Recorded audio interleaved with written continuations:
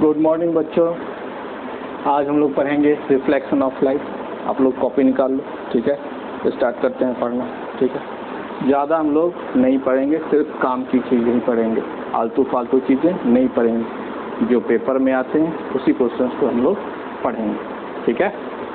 Okay, तो start करते हैं पढ़ना। जैसा कि चैप्टर का नाम है light. What is light? Light क्या है बताओ।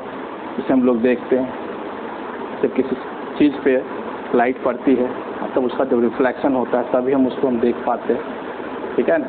तो हम लोग आज लाइट पढ़ रहे हैं। Basically what is light, reflection of light. Class 10th के लिए है ये टॉपिक, ठीक है। स्टार्ट करते हैं हम लोग। सबसे पहले हम लोग पढ़ेंगे कि properties of light.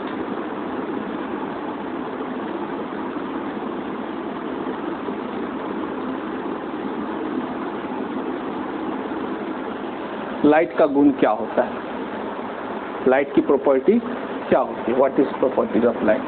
First properties है electromagnetic waves.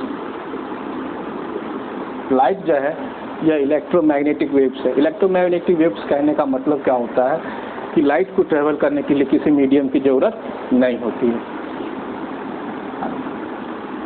to propagate no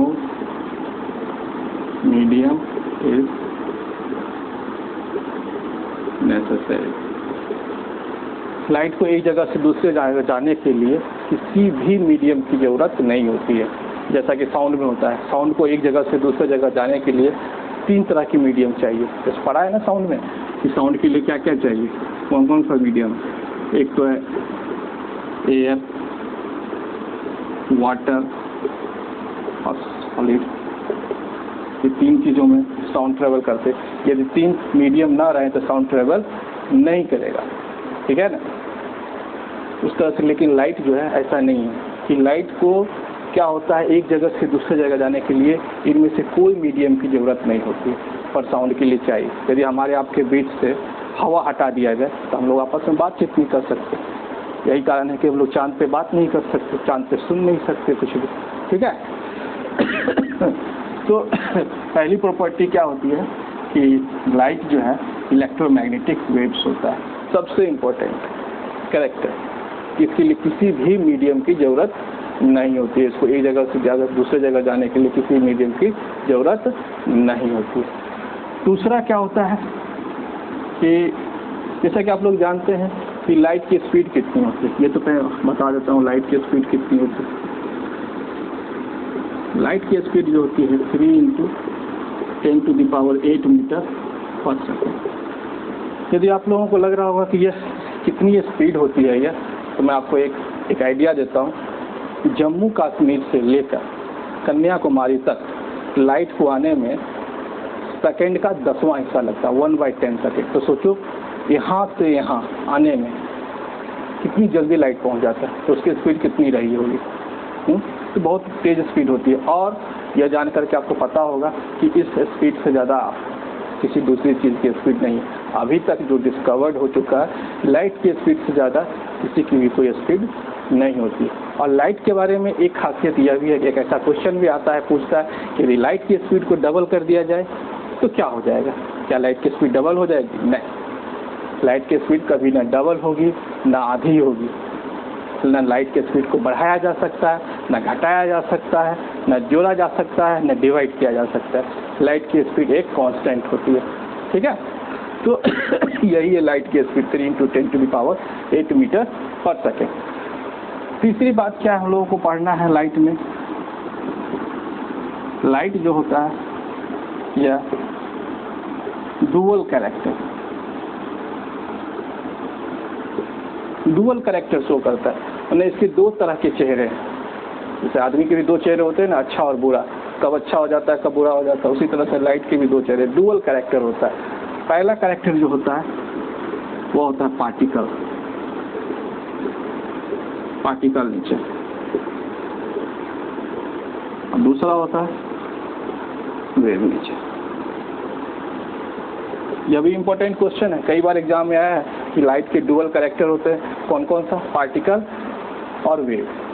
यह वेव जो होता है हम लोगों को अभी नहीं पढ़ना है, हायर क्लास में पढ़ना है, बीएससी क्लास में, ठीक है।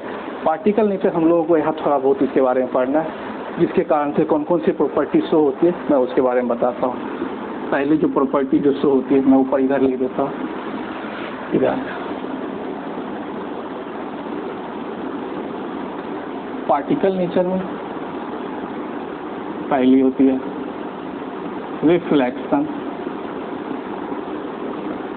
दूसरा रिफ्रैक्शन और तीसरा जो होता है शैडो फॉर्मेशन।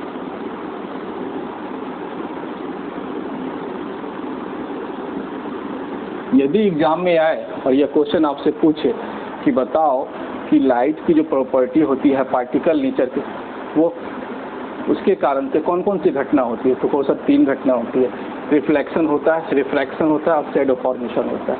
जबकि वेव नेचर के कारण से जो होता है तो हम लोगों को पढ़ना नहीं है अभी वेव नेचर अभी पढ़ना नहीं, जैसे हम लोगों को पढ़ना है डिफ्रैक्शन, इंटरफेरेंस,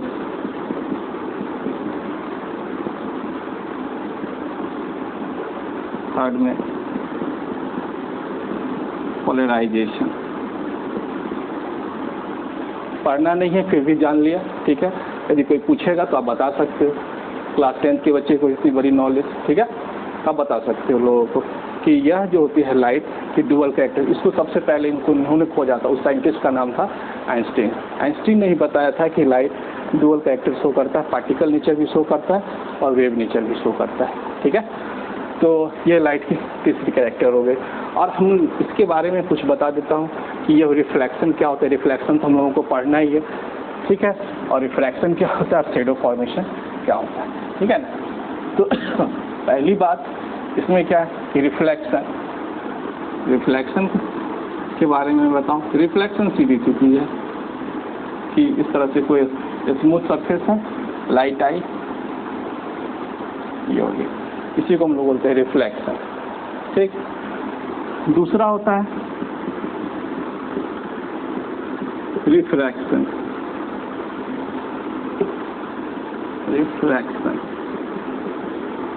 इसको हम लोग बोलते हैं bending of light.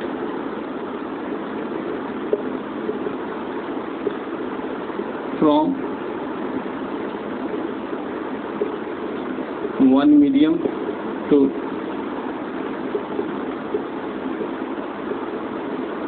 Another medium. जैसे मतलब इस तरह से, इस तरह से ऐसे लाइट आई, ठीक है, इस तरह से है, या वाटर यहाँ पर परपेंडिकुलर, यह एयर और यह वाटर, अलग अलग मीडियम है, एयर है, वाटर है। एयर से लाइट गई, वाटर में मूव कर गई, बेंड कर गई, इसी बेंडिंग को हम लोग कहते हैं रिफ्रैक्शन। जबकि रिफ्लेक्शन में ऐसा नहीं होता। रिफ्लेक्शन में उसी मीडियम में, सेम मीडियम में क्या होता है, लाइट रिबाउंड करती है, ठीक है, उसको हम लोग क्या बोलते हैं, रिफ्लेक्शन, ठीक है। तो रिफ्लेक्शन और रिफ्लेक्शन आप लोगों को समझ में आ गया होगा। शैडो फॉर्मेशन तो आप लोगों को पता ही है कि जब लाइट किसी भी ओपेक ऑब्जेक्ट पे पड़ती है तो शैडो का फॉर्मेशन करता है। जैसे मान लो अभी हमारा शैडो बन रहा होगा, मैं ओपेक ऑब्जेक्ट हूँ। ओपेक ऑब्जेक्ट क्या होता है, जब लाइट किसी बॉडी पे दिया जाए और वो आर पार ना हो जाए तो उसको हम ओपेक कहते हैं, ठीक है। जब आर पार हो जाए तो उसको ट्रांसपेरेंट कहते हैं, सेमी हो तो उसको ट्रांसलूसेंट बोलते हैं, ठीक है। तो हमारा बॉडी ओपेक है, अभी लाइट पड़ रहा है, ठीक है, तो इसका डिफॉर्मेशन हो रहा है, ठीक है ना। तो ये थर्ड थिंग नेचर हो गया। तो अब हम लोगों को इसके बारे में यह चीज़ तो पढ़ ली कि प्रॉपर्टीज़ ऑफ लाइट के बारे में हम लोगों ने पढ़ लिया, ठीक है। अब हम लोग क्या पढ़ेंगे, इसके आगे इम्पोर्टेंट की पॉइंट है, उस की पॉइंट को हम लोग पढ़ेंगे। पहला की पॉइंट क्या है,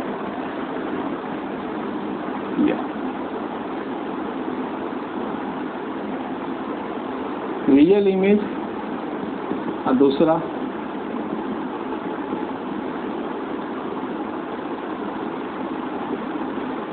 रियल इमेज और वर्चुअल इमेज क्या होता है, ठीक है ना। तो रियल इमेज और वर्चुअल इमेज के बारे में हम लोग एक एक करके समझेंगे कि रियल इमेज किसे कहते हैं और वर्चुअल इमेज किसे कहते हैं। आइए सबसे पहले कि एक्टिविटी से इसको समझते हैं कि रियल इमेज होता क्या है।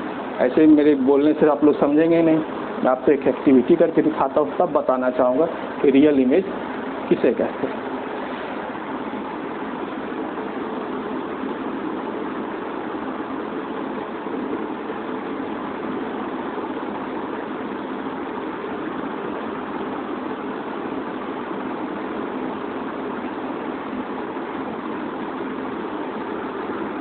इस तरह से फॉर्मेशन हुआ, ठीक है।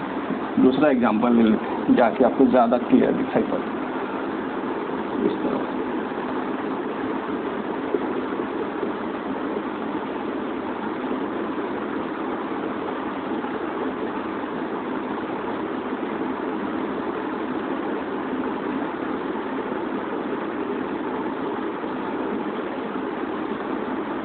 देखो इसमें क्या होता है, जब दो रे, जैसे मान लो रे ये है, फर्स्ट रे ये है, पहली रे ऐसे आई ऐसे, और दूसरी रे ये है, दोनों कहाँ पे मिली, ए पॉइंट में मिली।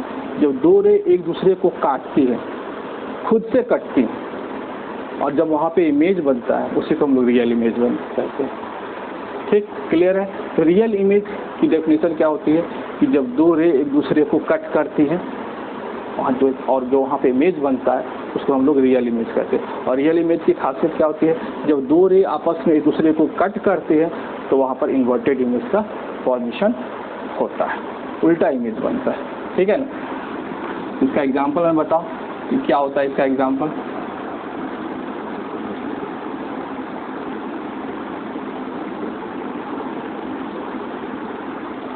सिनेमा स्क्रीन, सिनेमा का जो स्क्रीन है, जो हम लोग जो मूवी थिएटर में जाते हैं, ठीक है, और वहाँ जो इमेज बनता है उस इमेज को हम लोग रियल इमेज कहते हैं। वहाँ कैसे रियल इमेज बनता है, वहाँ पे क्या होता है कि ऑब्जेक्ट को रखा जाता है, उसका उल्टा इमेज बनता है, ठीक है ना। लेकिन यह बात अलग है कि जब वहाँ पे रील जब डाला जाता है बेटा, तो जैसे मान लो कि मैं ही हूँ, ठीक है ना, तो मेरा जो वहाँ पे रील जो बनेगा तो क्या होगा, मेरी मुंडी को नीचे कर देगा इस तरह से, ठीक है, जिसके कारण से जब यहाँ पे इमेज बनेगा तो सीधा बनेगा स्क्रीन पे, ठीक है। तो उल्टा रखा जाता है तो सीधा, यदि सीधा रखेगा तो उल्टा बनेगा, ठीक है, एक दूसरे के रिवर्स बनता है। वैसे इमेज को हम लोग क्या बोलते हैं, रियल इमेज का। तो रियल इमेज कैसा होता है, इन्वर्टेड होता है, इन्वर्टेड बनता है किसकी तुलना में, ऑब्जेक्ट की तुलना में, ठीक है। यदि आपको यदि क्वेश्चन पेपर में यदि पूछ दे कि ये किस तरह से इमेज है और इसका रियल इमेज कैसा बनेगा, तो लोग सोचता है क्या कि इन्वर्टेड बनेगा, इन्वर्टेड बनेगा, इन्वर्टेड बनेगा, तो बच्चे ऐसे इन्वर्टेड कर देते हैं, गलत हो जाएगा। आपको ये पहले ही दे दिया कि इस तरह से रखा हुआ है ये, तो उसका इमेज कैसा बनेगा। इन्वर्टेड कहने का मतलब इसकी ठीक उल्टा, ऑब्जेक्ट का ठीक, यदि ऐसा होगा तो ऐसा इमेज बनेगा, ठीक, और यदि ऐसा रहेगा तो कैसा बनेगा, ऐसा, इसी को हम लोग बोलते हैं, ठीक है, रियल इमेज, ठीक है। तो रियल इमेज के बारे में आपने क्या सीखा कि रियल इमेज क्या होता है, पहले कि इसमें आपने सीखा कि यह सिनेमा स्क्रीन पे इसको उतारा जा सकता है। दूसरा क्या बनाता है, यह इन्वर्टेड इमेज का फॉर्मेशन करता है। तीसरी बात क्या होती है, to rays cut each other, एक दूसरे को काट के, यह रियल इमेज कहलाता है, ठीक है। उसके बाद हम लोग पढ़ेंगे यह वर्चुअल इमेज।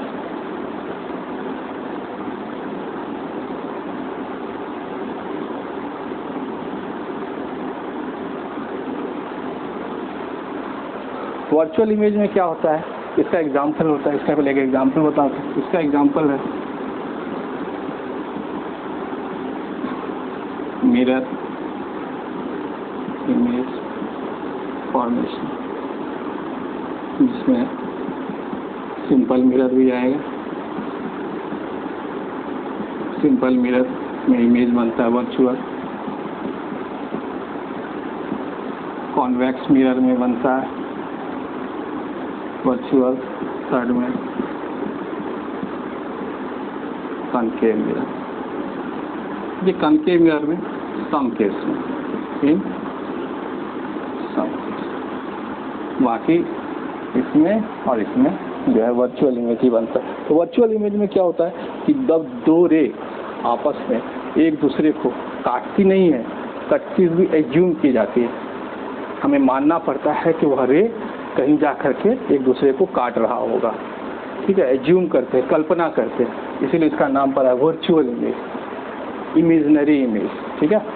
तो कैसे फॉर्मेशन करता है, और यह जो इमेज की खासियत क्या होती है, यह जो होता है हमेशा सीधा बनता है। यदि मेरा इमेज मैं ऐसे खड़ा हूँ तो मेरा इमेज हमेशा सीधा ही बनेगा, ठीक है।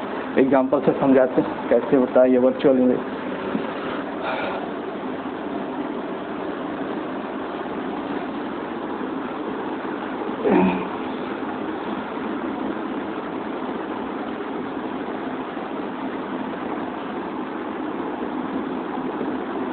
वर्चुअल इमेज फॉर्मेशन, इसका एग्जांपल है प्लेन मिरर। प्लेन मिरर में क्या होता है कि इस तरह से ये एक प्लेन मिरर है, ठीक है। यहाँ पे एक ऑब्जेक्ट रखा हुआ है, ठीक है। तो यहाँ पे रखा हुआ जितनी डिस्टेंस पे यहाँ पे भी ऑब्जेक्ट बनेगा। होता क्या है कि सबसे पहले लाइट चलती है, ऐसे गई, आगे जा करके ये ऐसे ऐसे गई और ऐसे बेंड हो गई। अब इमेज का फॉर्मेशन कैसे होगा देखो, इसको पीछे की तरफ हम लोग इस तरह से मिला, देख रहे हो कि यह लाइट गई, ये तो उसको पार करेगी नहीं, तो हम ऐसा ज्यूम करेंगे कि यह लाइट सीधी जा रही है, ठीक है, और ये इस तरह से बेंड करके तो इधर चली गई, तो हम ऐसा ज्यूम करेंगे यह लाइट पीछे की तरफ ऐसे जा रही है और मेन। तो यहाँ पे जो इमेज फॉर्मेशन हुआ इसलिए, तो इसको हम लोग बोलते हैं वर्चुअल इमेज। इसी को हम लोग बोलते हैं वर्चुअल इमेज। और यह जो है वर्चुअल इमेज है ना, इरेक्ट होता है, इरेक्ट फॉर्मेशन, सीधा इमेज बनता है, ठीक। और इसके अगली खासियत क्या होती है इसमें,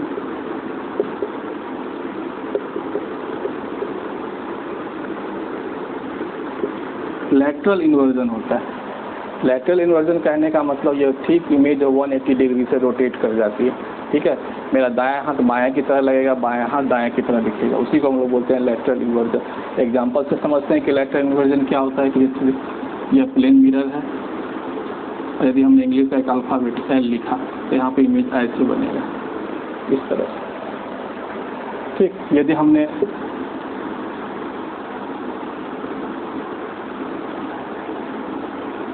ये लिखा तो इस तरह से फॉर्मेशन करेगा। तो बच्चों एक चीज़ बताओ कि आप लोग ऐसा देखा होगा कि एम्बुलेंस जो गाड़ी होती है उसके ऊपर एम्बुलेंस को उल्टा क्यों लिखा जाता है, ठीक है ना। पागल तो नहीं है जो उल्टा लिख दिया, उसका कुछ कारण है। क्या कारण है जानते हो, ये होगी कुछ बच्चे, कुछ नहीं जानते, मैं बता रहा हूँ किस लिए लिखा जाता है। एम्बुलेंस को उल्टा इसलिए लिखा जाता है ताकि जब पीछे से एम्बुलेंस आ रही है, पीछे से एम्बुलेंस आ रही है और मैं आगे गाड़ी ड्राइव कर रहा हूँ, तो मेरे साइड में जो मिरर लगा होता है उसकी इमेज उस पर पड़ेगी। यदि उल्टा लिखा होगा तभी तो वहाँ सीधा उस पर इमेज बनेगा, तभी तो मैं पढ़ पाऊँगा। यदि वहाँ से उधर ही सीधा रहेगा तो उसका उल्टा इमेज बन जाएगा, तो मुझे पता ही नहीं चलेगा क्या लिखा हुआ है, इसीलिए उसको उल्टा लिखा जाता है, ठीक है। तो यह भी एक कारण बनता है कि क्यों लिखा जाता है, ठीक है। तो यह प्लेन मिरर की खासियत होती है, ठीक है ना। लेकिन अब ऐसा नहीं समझ लेना कि वहाँ उसमें प्लेन मिरर लगता है, ठीक है ना। उसमें जो साइड में जो होता है मिरर लगा हुआ था वो कन्वेक्स मिरर होता है, लेकिन होता तो मिरर ही है, ठीक है। उल्टा इमेज फॉर्मेशन करता है, ठीक है।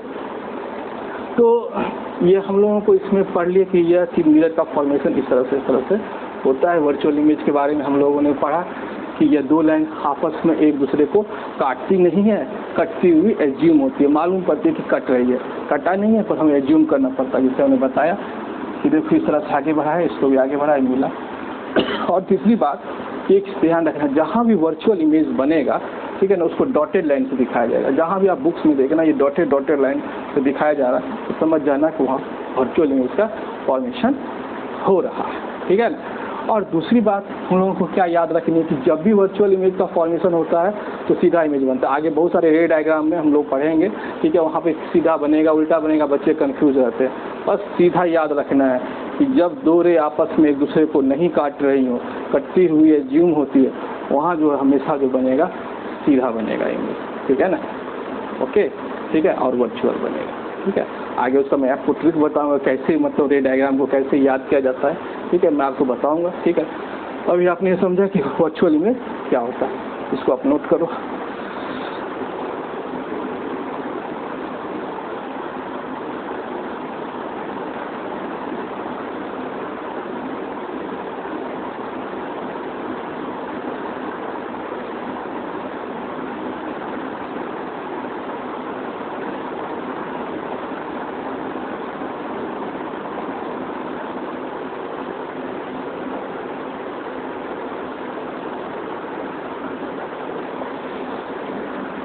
ठीक है, नोट हो गया होगा।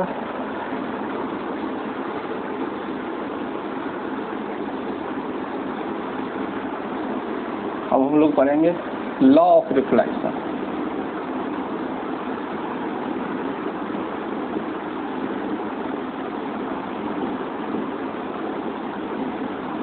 इस लेसन का सबसे इम्पोर्टेंट क्वेश्चन, इस लेसन में जो सबसे इम्पोर्टेंट क्वेश्चन है वो यही है कि लॉ ऑफ रिफ्लेक्शन क्या होता है, इसको बताना है, ठीक है ना। इसे समझना है, सबसे समझते हैं इसको कि लॉ ऑफ रिफ्लेक्शन क्या होता है, ठीक है। देखो लॉ ऑफ रिफ्लेक्शन में क्या होता है कि यह सबसे पहले देखो यह मिरर है, यह लाइट आ रही है और इस पर स्ट्राइक किया, ठीक है। इस आती हुई लाइट का नाम इंसिडेंट रे, इंसिडेंट रे, इसको हिंदी में आपतित किरण भी कहते हैं। इंसिडेंट रे आ रही है लाइट, और जब लाइट मिरर से टकराने के बाद रिबाउंड इस तरह से होती है तो इसको हम लोग बोलते हैं रिफ्लेक्टेड रे।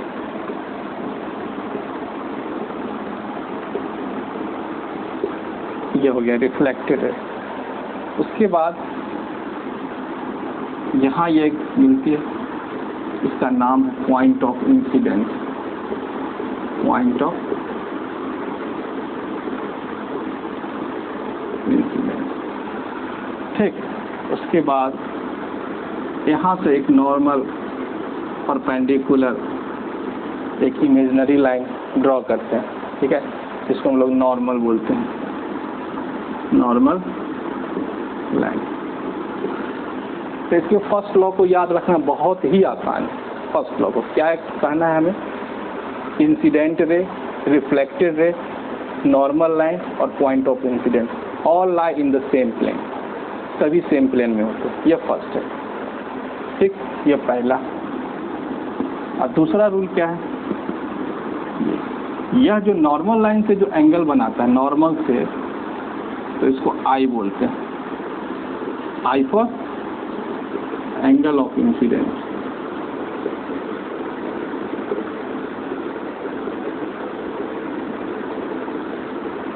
और यह जो बनता है, ठीक है, ऐसे दिखाओ नॉर्मल, ठीक है, नॉर्मल लाइन इसको हम लोग बोलते हैं एंगल ऑफ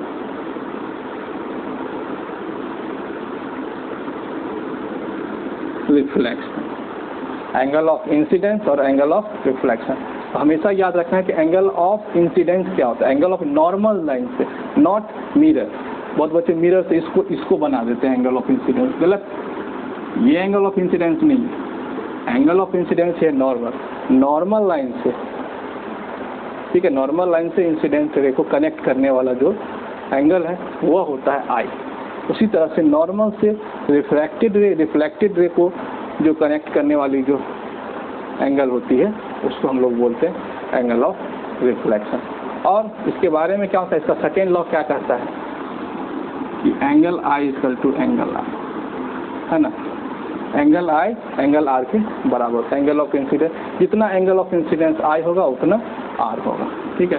यदि मतलब यदि यह 30 डिग्री होगा तो यह भी 30 डिग्री होगा, या 40 डिग्री होगा तो यह भी 40, या 45 होगा तो यह भी 40 होगा, सेम होगा, ठीक है। लेकिन एक चीज़ के साथ एक चीज़ यह भी याद रखना है हमें कि एंगल आई एंगल आर के बराबर कब होता है, जब सरफेस जो हो रेगुलर सरफेस हो, सभी सरफेस पे काम नहीं करेगा। स्मूथ सरफेस होगा तभी होगा, यदि रफ सरफेस होगा तो रफ सरफेस में क्या होता है कि इंसिडेंट ऐसे आएगी और ये ऐसे भाग जाएगी, टेढ़ा भाग जाएगी, ठीक है। मैं उसको बताऊंगा अभी थोड़ी देर में कि क्या होता है उसमें, ठीक है ना। तो ये याद रखना है कि एंगल आई एंगल आर के बराबर होता है, मैं उसको आगे क्लियर कर रहा हूँ, ठीक है। ये नोट कर लो या स्क्रीनशॉट ले लो।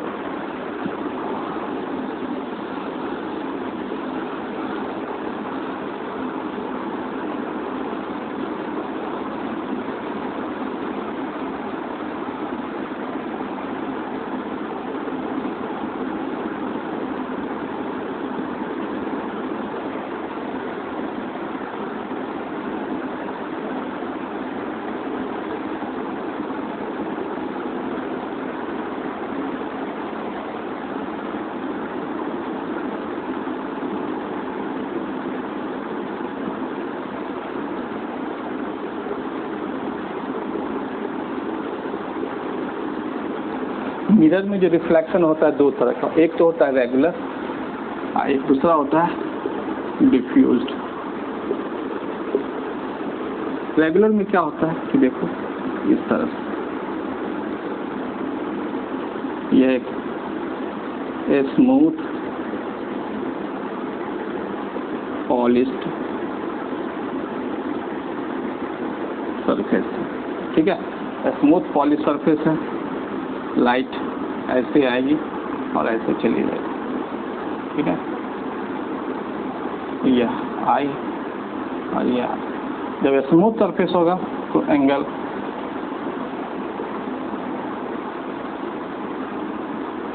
आई बराबर एंगल आर, यह होगा। लेकिन डिफ्यूज मतलब इस तरह का सरफेस, टेढ़ा मेरा, इसकी सरफेस का अनइवन टाइप की है, ठीक है।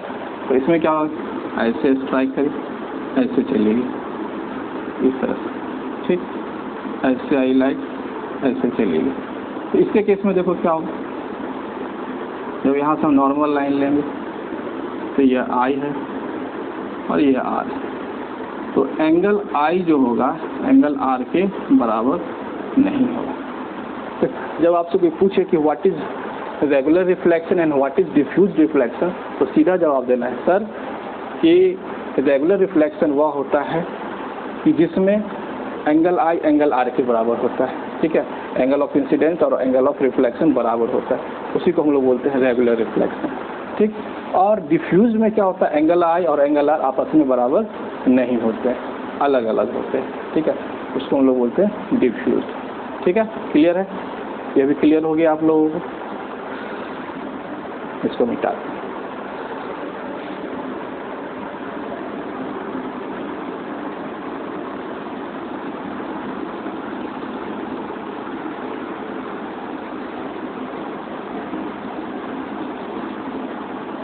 हम लोग कुछ न्यूमेरिकल्स देखते हैं जो पेपर में आते हैं, किसी एग्जाम्स में आते हैं, छोटे से हैं, उसको हम लोग करते हैं, ठीक है। एक एक नंबर के उसको हम लोग समझते हैं, ठीक है, बहुत इंपॉर्टेंट है। पहला क्वेश्चन इस तरह से आता है, फर्स्ट क्वेश्चन ये पूछता है आप लोगों से,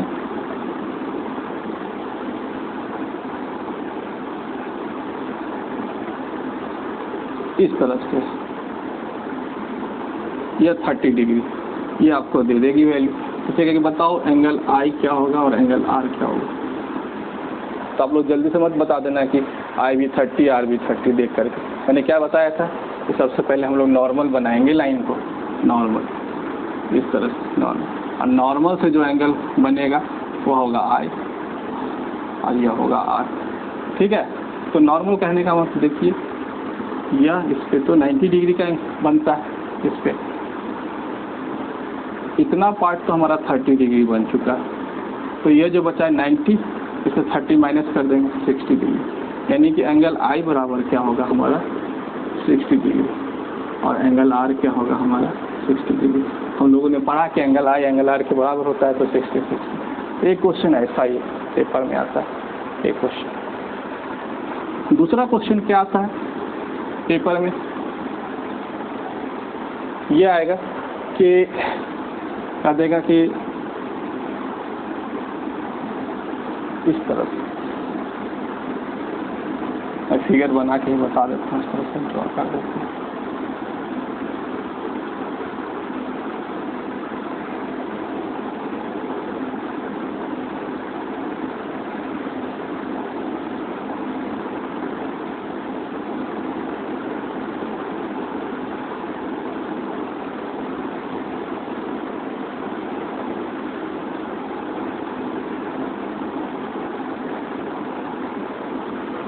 इस तरह से ये पूछेगा, बताओ इसका मिरर इमेज क्या होगा।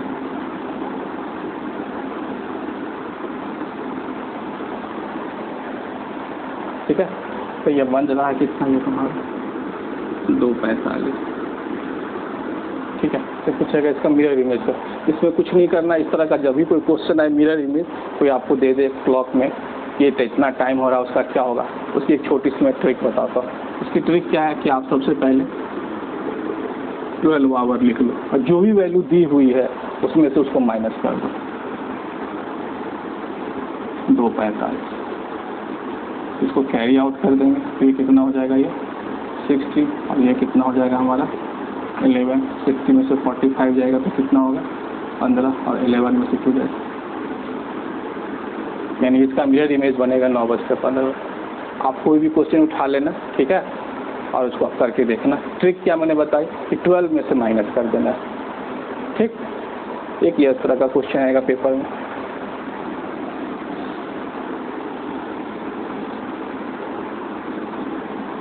उसके बाद एक क्वेश्चन ये आता है कि यह एक प्लेन मिरर है, इस तरह से,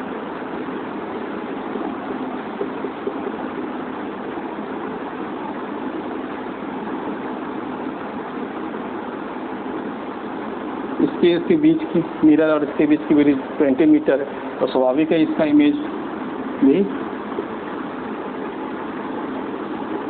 20 मीटर। क्वेश्चन आता है कि यदि यह लड़का 2 मीटर मिरर की तरफ मूव करे तो बताओ दोनों मिरर के बीच का डिस्टेंस क्या होगा। अभी डिस्टेंस क्या है 20 20 40। अब यह 2 कदम आगे चला जाएगा, यहाँ पे आ जाएगा, ठीक है, तब क्या होगा डिस्टेंस। तो कैसे बनाएंगे इसको, सोचिए कैसे बनाएंगे।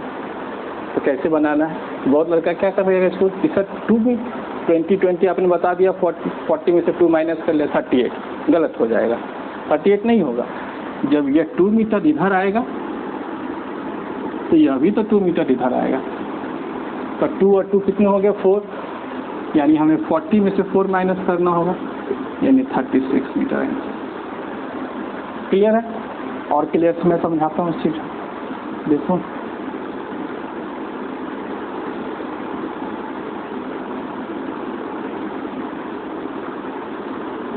ये यहाँ से यहाँ जो था यह था 20 मीटर, और ये यहाँ से यहाँ तक था 20 मीटर, है ना, और ये यहाँ से यहाँ यह 2 मीटर लड़का आ गया इधर, और यह भी 2 मीटर, 2 मीटर इधर 2 मीटर इधर, टोटल कितने हो गए 4 मीटर।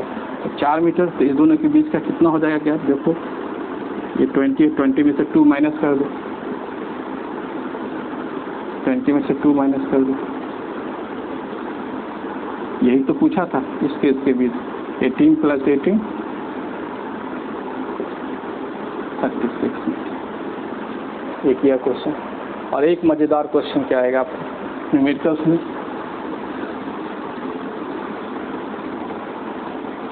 पूछेगा क्या कि यह एक मिरर है और यह एक कार है, इसकी स्पीड जो है 40 किलोमीटर/आवर। तो यह एक ड्राइवर जब इसमें अपनी इमेज को देखता है, ठीक है, तो बताना है कि उसकी इमेज जब इसमें बनेगी तो उसकी गाड़ी की स्पीड कितनी होगी, कार की स्पीड कितनी होगी। ठीक है। तो कार की स्पीड कितनी होगी, तो आप लोग जल्दी से बता दो। सर ये 40 किलोमीटर पर आवर है, तो इसकी भी ठीक है 40 किलोमीटर सेम डिस्टेंस होगा, लेकिन 40 किलोमीटर ये स्पीड होगी उसकी। ऐसा नहीं, मिरर में क्या होता है, इसकी इमेज इसका स्पीड डबल हो जाएगा। यदि 40 होगा तो इसकी स्पीड क्या हो जाएगी, इसकी स्पीड क्या हो जाएगी 40 मल्टीप्लाई 2 यानी 80 किलोमीटर पर आवर। और इसी टेक्निक का यूज़ सिनेमा में दिखाया जाता है, फिल्म में, मूवीज़ में। कोई इतनी तेज़ गाड़ी नहीं चलाता है, वो क्या करता है मिरर का इफेक्ट लगा देता है उसके ऊपर और उसको दिखा देता है कि गाड़ी इतनी तेज़ चल रही है, जबकि वो एक्चुअली वो चला रहा है 40 किलोमीटर के पर आवर में, और उसको मिरर में टेक्नोलॉजी के द्वारा दिखा करके इसकी स्पीड को डबल कर देता है। ठीक है, यदि आप मिरर के सामने, यदि आप 10 किलोमीटर पर आवर से वॉक कर रहे हैं तो आप मिरर के सामने में आपकी इसकी स्पीड कितनी हो जाएगी, just double 20 kilometre per hour. याद रखना इस चीज़ को, ठीक है। तो इस तरह के सारे क्वेश्चन आएंगे। ये तो कुछ बेसिक क्वेश्चन थे। आगे मैं आप लोगों को पढ़ाऊँगा स्फेरिकल मिरर में कनकेव कन्वेक्स लेंस पढ़ाऊँगा, यानी एक पूरा का पूरा टॉपिक, पूरी साइंस मैं आपको पढ़ाऊँगा यूट्यूब चैनल पे, पूरा कुछ भी नहीं छूटेगा। ऐसा नहीं कि मैं कोई वीडियो बना रहा हूँ आज और कल नहीं बनाऊँगा, ऐसा नहीं है। मुझे पूरा का पूरा वीडियो ऑनलाइन शूट करना है, पूरा का पूरा आप लोगों के लिए जगह जगह फैलाना है, जगह जगह लोगों को बताना है, सिखाना है, ठीक है। तो इसीलिए हमने इस वीडियो को आप लोगों तक पहुंचाया। आप लोगों को अच्छा लगे तो सब्सक्राइब करना, ठीक है। एक कॉपी बना लेना इसे, ठीक है। और सारा क्वेश्चन हम लोग करेंगे, एक एक डाउट क्लियर करेंगे, पूरा लक्ष्मी सिंह के स्टैंडर्ड का सारा क्वेश्चन हम लोग सॉल्व करेंगे, ताकि आप लोगों को 90% से एबव मार्क्स आए साइंस में। मैं सारा टॉपिक क्लियर करूँगा, ठीक है, कुछ भी नहीं छूटेगा, न साइंस, ठीक है। साइंस में जो टॉपिक्स हैं आपके बायो, केमिस्ट्री और फिजिक्स, तीनों को मैं पूरा पढ़ाऊँगा। इसलिए आप लोग कॉपी तो लगा ही लो, ठीक है। पर डे मेरी क्लास होगी, ठीक, पर डे आपको वीडियो मिलेंगे, पर डे आप लोग वॉच करो, ठीक है। Okay, bye.